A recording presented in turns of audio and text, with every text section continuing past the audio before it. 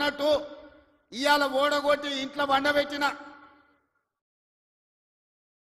Assembly ఎన్నికల్లో అధికారం పోయింది, పార్లమెంటులో సీట్లన్నీ పోయి గుండు సున్నా వచ్చింది. ఇప్పుడు వాళ్ళకు మెదడే పోయినట్టు అనిపిస్తుంది. అసెంబ్లీ ఎన్నికలలో అధికారం పోయింది, పార్లమెంటులో ఉన్న సీట్లన్నీ పోయినాయి. ఇప్పుడు వాళ్ళ ఏషాలు చూస్తుంటే ఉన్న మెదడు కూడా దొబ్బినట్టే నాకు అనిపిస్తుంది. ఏం మాట్లాడుతున్నారో నాకైతే అర్థమవుతలేదు. 10 సంవత్సరాలు మీరు ఇవన్నీ చేసి ఉంటే ఇవాళ రైతులకు 18,000 కోట్ల రూపాయలు 25 రోజుల్లో 23 లక్షల కుటుంబాలకు రైతు రుణమాఫీ చేయాల్సిన అవసరం నాకు వస్తుండేనా? 10 ఏళ్లలో నువ్వు 1,00,000 రూపాయలని 4 విడతలని మిత్తి కడతా అని అసలు మిత్తి కలిసి తడిసి మోపెడై రైతులు దేశంలోనే ఆత్మహత్యలలో 2వ స్థానం తెలంగాణ రాష్ట్రం వచ్చిన సంగతి చంద్రశేఖరరావు గారు మర్చిపోయినట్టున్నాడు.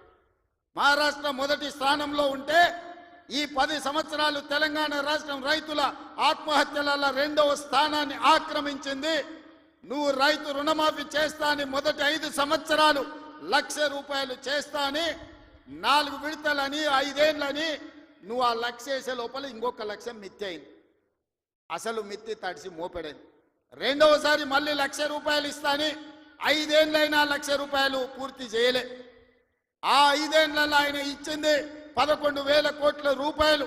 ఇవాళ చంద్రశేఖరరావు గారిని అసెంబ్లీకి రమ్మనుండ్రి, లెక్కలన్నీ తీసి నేను చదివి వినిపిస్తా.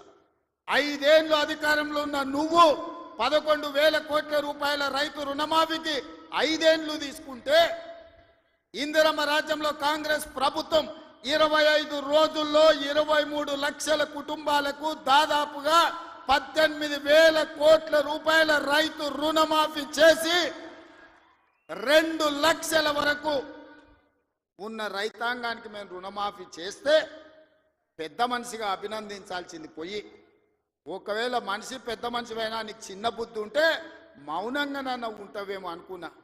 కానీ అన్ని చిల్లర మాటలే మాట్లాడుతురు. ఒక్కటన్నా అక్కడికి వచ్చేది మాట్లాడుతురా? ఎవడన్నా సంసారం చేసేటోడు మాటలు మాట్లాడుతురా? వాళ్ళు తండ్రి కొడుకు